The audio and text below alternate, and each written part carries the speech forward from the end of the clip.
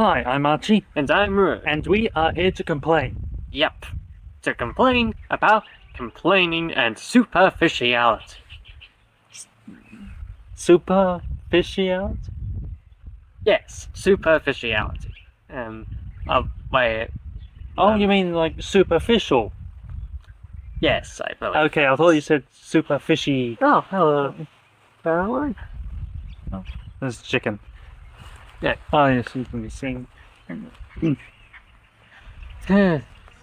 But yes, we're going to be talking about superficiality. To the point, everywhere you look these days, there's some sort of Superficiality. Yes, thank you. I was about to say superstition. It's basically people just looking at the surface, taking things at face value. It's been, and then it's having a shallow perspective. What I was thinking was more how people tend to put on a facade, usually for pictures on social media. You have photoshops and the edits to make them look perfect. Their lives seem perfect, and no pimples like we do. Yeah, and you also see this in magazines, on TV, and sometimes even with people you interact with. Yes, actual people standing physically in front of you, not over a screen. Yeah. These people they do this because they are trying to pretend to be perfect so that everyone else will have a good opinion of them and that they will be popular. But when we put on the disguise, God sees through it. Yeah. There's no use in being fake towards God. So why do we tend to be fake towards other people?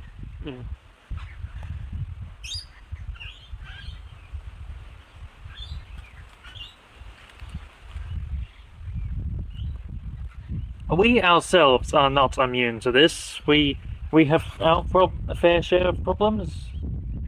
Sometimes it is worrying about sometimes our problems are worrying about how do we do a video and how to not have mistakes, and of course that is a form of trying to make ourselves look perfect.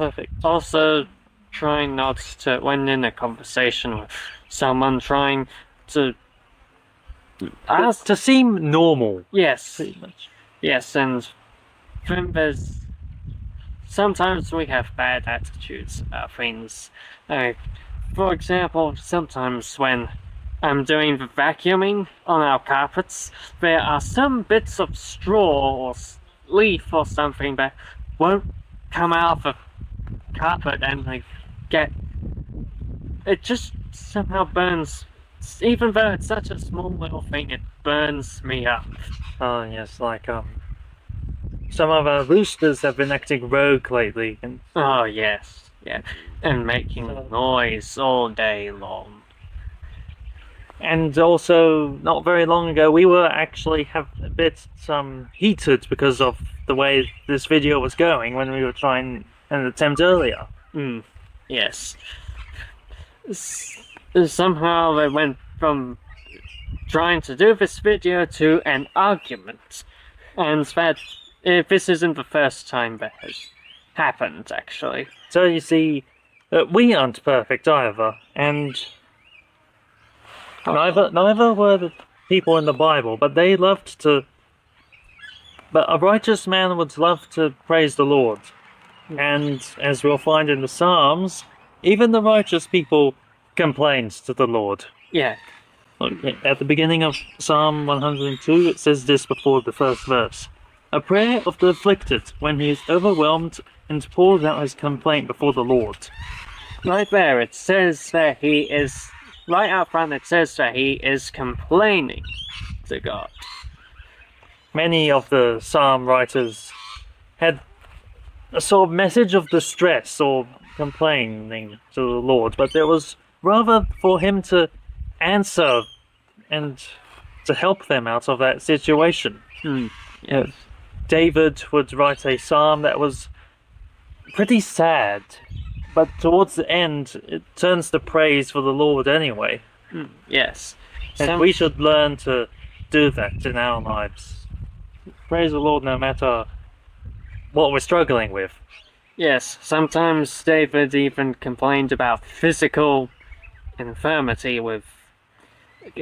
For example, he describes his bones clinging to his skin, his heart being burned up like a hearth or fireplace, and even says that he's like a pelican alone in the desert, which... Pelicans are mentioned in the Bible? Yes, they are. Oh, I didn't know that. Did you? No, actually, I didn't. Okay, I was just wondering if you were. Not before today, anyway. Yeah, but...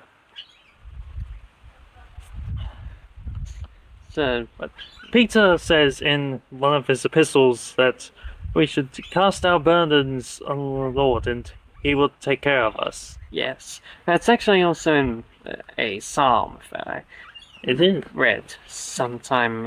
It was a few weeks ago.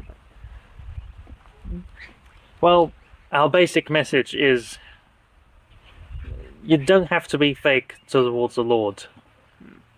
If you have a problem and you feel like complaining, bring it before the Lord.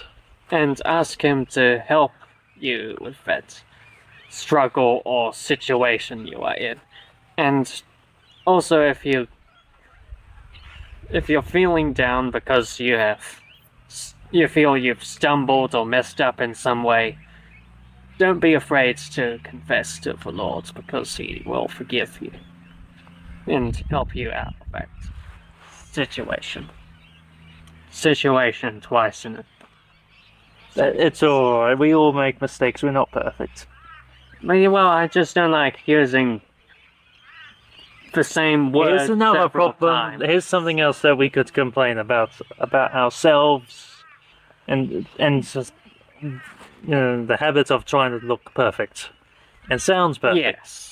Yes, actually. So, despite probably being horrible singers, we're going to sing a little bit of a song. Yes. Just the chorus, or maybe twice. It's okay. Yeah, some of you might be familiar with it. It's called "Lead Me to That Rock." It's based off a psalm, in fact. Yes. Hello, Saul. You can't see him. All right, there's Saul's ear, and there's his head. Why don't you lead me to that rock that is higher than I? Oh, lead me to that rock. Yes, Lord, lead me to that rock. Why don't you lead me to that rock that is higher than I? Thou hast been a shelter for me. Why don't you lead me to that rock that is higher than I? Oh, it's my turn. Lead me to that rock. Yes, Lord, lead me to that rock. Why don't you lead me to that rock that is higher than I? Thou hast been a shelter for me. Thou hast been a shelter for me. Thou hast been a shelter. I thought that was the third time. Yes, you can. For me. For me. God be with you and goodbye. God's bless. Why do I keep wave that pathetic wave? I don't know, I do it all the time too.